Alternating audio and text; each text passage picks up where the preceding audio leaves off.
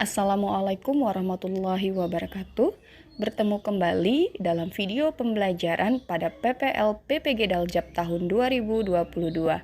Untuk rencana aksi 2 saya menerapkan model pembelajaran problem based learning yang dipadukan dengan model TSTS, 3-Stay, 3-Stray.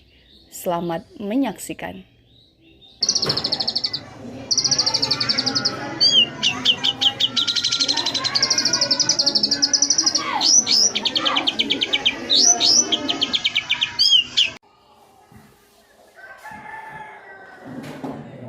Assalamualaikum warahmatullahi wabarakatuh. Waalaikumsalam warahmatullahi wabarakatuh. Selamat pagi anak-anak ibu semuanya. Pagi, Bu. Apakah hari ini sehat semua? Alhamdulillah sehat, Bu. Alhamdulillah. Baiklah, untuk memulai pembelajaran pada pagi hari ini, kita berdoa agar pembelajaran hari ini berjalan lancar dan baik. Dipersilakan kepada ketua kelas Safi'i pimpin doa. Siap, Bro. Belum memulai pelajaran, marilah kita berdoa terlebih dahulu. Berdoa dimulai.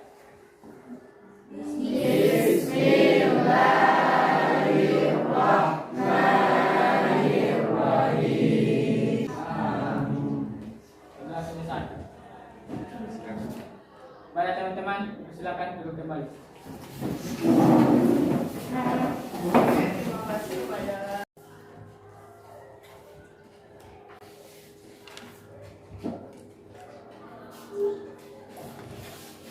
Alwi Ahmad Abu Qori, Hadir, Bu. Alwi Safrina, Ada, Bu.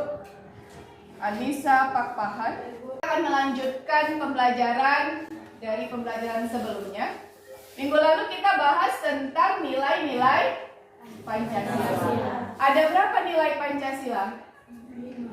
Yang pertama nilai dasar, lalu nilai instrumental, yang ketiga nilai praksis. Nah, maka hari ini kita akan membahas mengenai kasus-kasus pelanggaran HAM. Tapi sebelum itu, Ibu cek sound dulu nih. Cek konsentrasi anak-anak Ibu semuanya. Sudah siap apa belum untuk belajar? Kita akan lakukan ice breaking. Ice breakingnya berupa tepuk tangan. Kalau Ibu katakan selamat pagi, maka tepuk 1 kali. Kalau Ibu katakan selamat siang, tepuk 2 kali. Kalau Ibu katakan selamat malam, tepuk setengah, lalu bilang shh.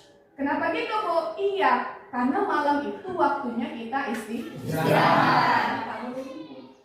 Paham? Paham, Bu. Bisa kita mulai? Bisa, Bu. Siap? Siap, Bu. Oke, konsentrasi. Selamat pagi. Selamat siang. Selamat malam. Selamat siang. Selamat malam. Ada anak-anak yang sedang mengemis, minta uang, mengamen. Ada seorang anak di perempatan lampu lalu lintas. Pernah melihat seperti ini? Nah, kira-kira dari contoh ini, itu contoh apa ya? Apa? Penelantaran anak. Oke, apa dulu jawabannya? Siapa yang pernah ngelakuin ini? Justru warga negara yang baik. Ngapain ini yang digambar? Peraturan lalu lintas. Nah, itulah materi kita pada hari ini. Adapun tujuan pembelajarannya, setelah kita belajar pada hari ini dengan model PBL dan nanti di-blended dengan model TSTS, peserta didik atau siswa itu diharapkan mampu membuat menelaah kasus pelanggaran hak dan pengingkaran kewajiban warga negara dengan baik, lalu kelompok. Nah, di dalam kelompok tadi, anak-anak ibu nanti akan menganalisis satu kelompok, satu kasus. Hasil analisisnya dibuatlah ke dalam bentuk mind map, pakai kertas karton. Barulah kita lakukan TS. Apa Bu TS? TS yang pertama yaitu 3 stay. 3 artinya? 3. Stay? Tetap atau tinggal? 3 stay. Nanti bakal ada 3 orang yang tinggal di kelompok. Jaga kalian. TS yang kedua yaitu 3 stay. 3 stray. 3 stray ini berkeliling. Nah, jadi nanti di dalam kelompok ada 3 orang yang tinggal. Tujuannya 3 orang tadi adalah menjelaskan hasil analisis. 3 orang lagi berkeliling, jalan-jalan ya, berkunjung ke kelompok lain. Hak warga negara bisa kita lihat dari kerja seperti pembunuhan, pemerkosaan, tidak memakai helm, mengemudi tetapi tidak mempunyai. Seperti yang sudah Ibu sampaikan, hari ini kita akan belajar kelompok. Kelompok nanti akan Ibu bagi jadi 4 kelompok. Satu tetap sesuai yang mana? Iya. Oke. W yang kedua, Bu. Siapa pelaku? Pelakunya. W yang ketiga, when. Kapan terjadi?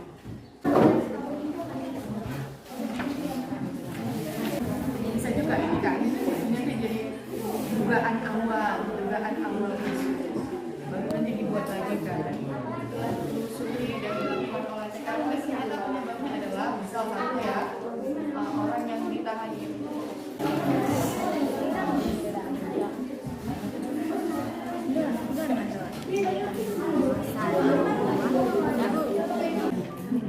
Kan jawaban di kapan saja bisa terjadi, terutama di Indonesia.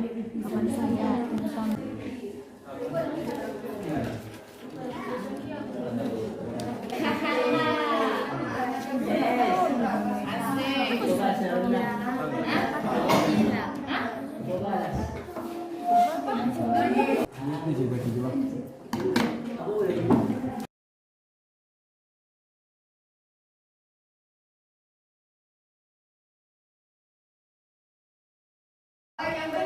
Yang berkeliling itu silakan maju di depan. Yang berkeliling maju di depan. Kita akan mulai berkeliling, semuanya menghadap ke depan. Kelompok akan menghadap ke depan. Kita akan mulai kegiatan berkeliling dengan menggunakan yel-yel atau ice breaking. Apa itu nanti? Kita mulai. Tangan diputar-putar, bertepuk tangan. Tangan diputar-putar, peganglah bahu. Tangan diputar-putar, peganglah lutut. Kita bergeser, kita bergeser, kita bergeser. Oke, silahkan mulai bekerja. Waktu kunjungannya hanya 5 menit.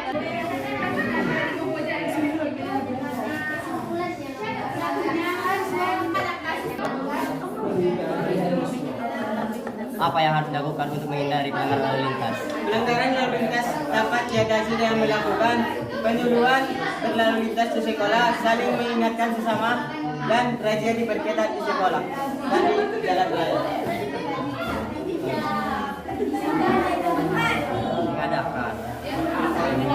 Mengadakan penyuluhan. Manusia di rumah berbalik kembali angkat. 8. Pelanggaran hak boleh apa saja terjadi ya. Iya. Kalau kita masukkan dalam kategori HAMD itu berarti masuk dalam ekstra dari. Diputar-putar, peganglah bahu, peganglah lutut. Kita bergeser, kita bergeser, kita bergeser.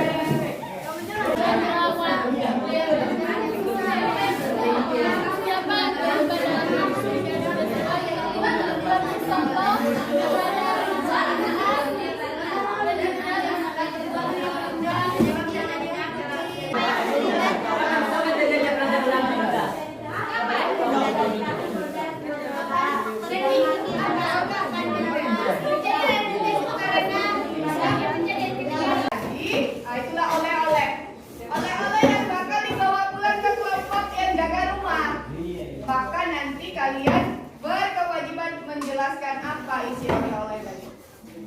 Siap? Posisi siap. Kita straight, tangan diputar-putar. Adalah pelanggaran orang yang tidak mempunyai kesadaran berlalu lintas. Terjadi pelanggaran karena terburu-buru. Pertama kelompok 3, yaitu tentang brigadir Joshua. Kesimpulan dari kasus brigadir Joshua, Joshua dibunuh atau terlibat pembunuhan Joshua berawal dari cara mengatasi dalam penelantaran anak itu yaitu dengan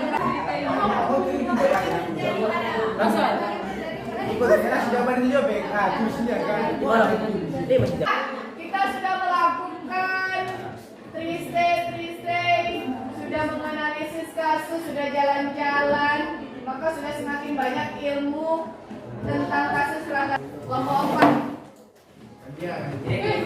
Ekni.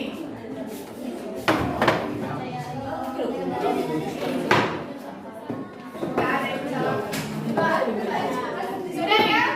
Bisa kita mulai ya? Mulai dari kelompok. Yang dimana kesimpulannya kami dapat yaitu kita tidak boleh mempercayai orang berlebihan karena kita dapatkan tentang kesimpulan yang kami dapat dari kelompok 1, yaitu tentang kasus penelantaran anak. Dari kesimpulannya kami mendapatkan kita harus saling memberi perhatian lebih terhadap anak dan tidak memberi tekanan, sehingga anak tersebut tumbuh dengan baik dan memiliki kasih sayang yang penuh dari kedua orang tua. Kami dari kelompok 3 mengambil kesimpulan dari kelompok 1 yaitu tentang kasus penelantaran anak. Kesimpulan yang dapat itu agar tidak terjadi kasus penelantaran anak itu kita harus mengatasi penelantaran itu. Pertama dari faktor penyebab anak, yang kedua faktor lingkungan, dan yang ketiga faktor keluarga. Dapat dari kelompok 2 yaitu kasus pelanggaran lalu lintas. Kasus pelanggaran lalu lintas terjadi karena kurangnya kesadaran para pengguna jalan. Dari diskusi dan semuanya ini, kita bisa mengambil kesimpulan bahwasanya antara pelanggaran hak warga negara dengan pengingkaran kewajiban itu saling terkait. Kenapa? Terjadinya pelanggaran hak warga negara ketika ada orang lain atau instansi lain yang mengingkari atau tidak menjalankan kewajiban. Maka bagaimana solusi meminimalisir pelanggaran hak? Dengan cara menjalankan kewajiban. Jadi antara hak dan kewajiban itu harus seimbang. Oke, untuk pembelajaran hari ini ada yang mau bertanya? Cukup jelas? Oke, alhamdulillah. Untuk pembelajaran untuk tugas di rumah, kerjakan nanti halaman 32. Untuk materi kita minggu depan yaitu bab 2 mengenai perlindungan dan penegakan hukum di Indonesia. Akhir kata kita ucapkan hamdalah.